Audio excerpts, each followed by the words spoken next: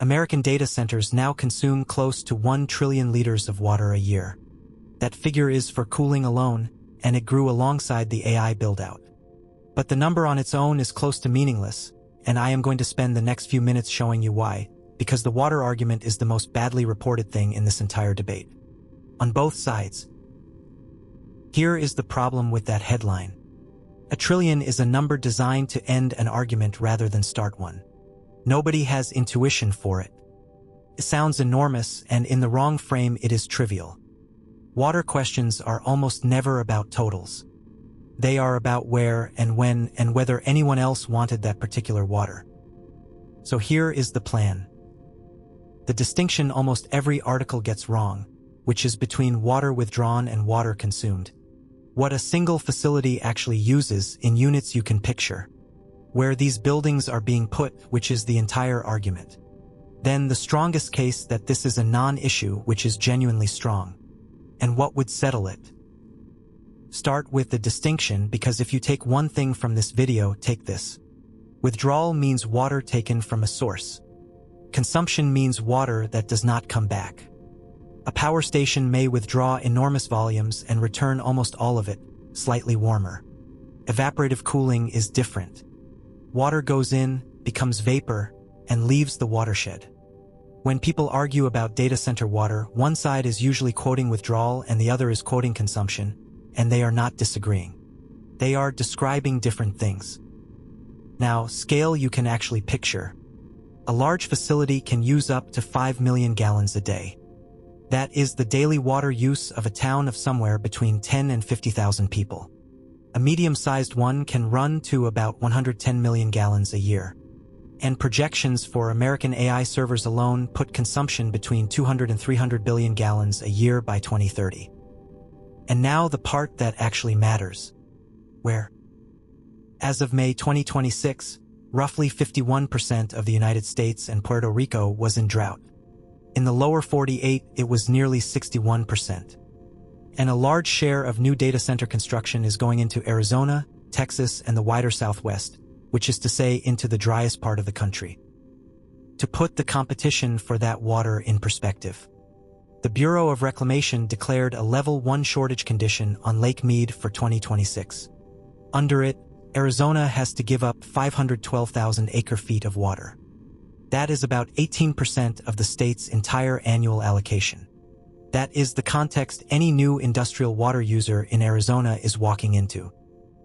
And the projections for the region are specific. One analysis found that data centers across Arizona, Colorado, Nevada, New Mexico, and Utah could be using 7 billion gallons of water a year by 2035. That is roughly the annual household water needs of up to 194,000 people in the 5 states that can least afford it. And there is a question underneath all of this that gets asked far too rarely. Where does the water come from? Because not all water is the same water. A facility drawing reclaimed wastewater, treated and unsuitable for drinking, is competing with almost nobody.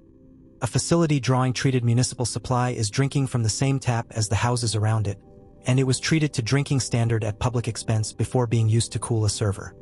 Those two facilities can report an identical number and mean entirely different things.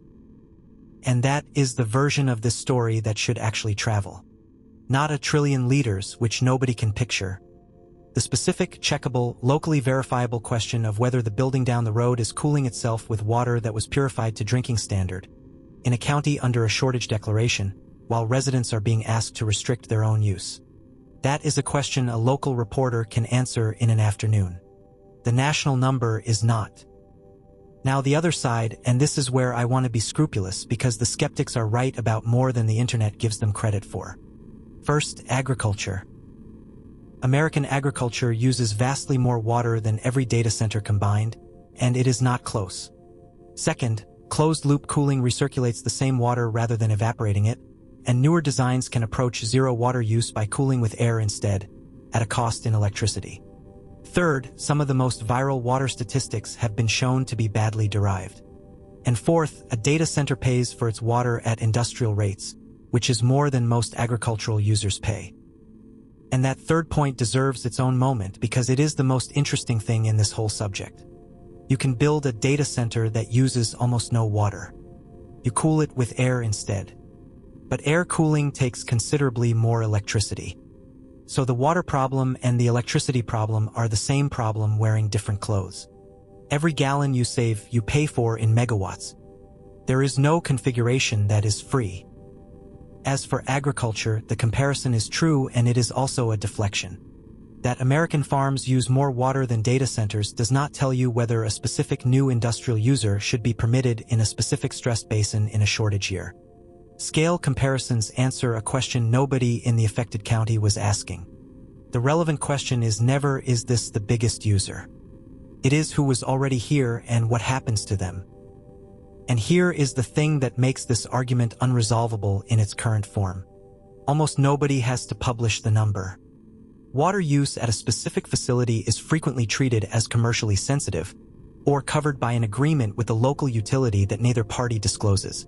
So the public argument is being conducted between advocacy estimates and industry reassurances, and neither side is obliged to show the meter. That is not a scientific disagreement. It is an information vacuum, and both sides are filling it with the number that suits them. And the decision that actually determines the outcome is not made at national level, where the arguing happens. It is made by a county planning board, which is being asked to approve an industrial user whose water demand is described in a document it did not write, against a water table it may not have current data on, with a tax base that badly wants the project. That is the venue.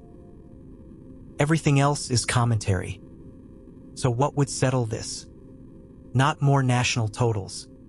Facility-level disclosure of consumption, not withdrawal. Watershed-level accounting, so the number is measured against the basin it is drawn from rather than the country.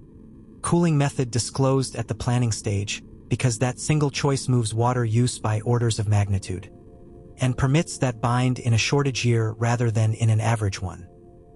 Which brings me to what I actually think. The trillion-liter headline is bad advocacy, because it invites a scale rebuttal that wins. And the agriculture rebuttal is bad analysis because it answers a question nobody asked. The real dispute is much smaller and much harder.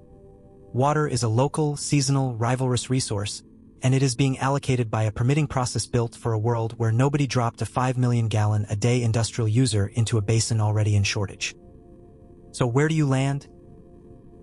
Is data center water use a genuine local crisis, because it is concentrated in the driest basins in the country during a declared shortage? Or is it a rounding error being used as a proxy for a broader discomfort with AI, when agriculture dwarfs it and the engineering fix already exists? Tell me which, and tell me what number would change your mind. Everything here is sourced in the description.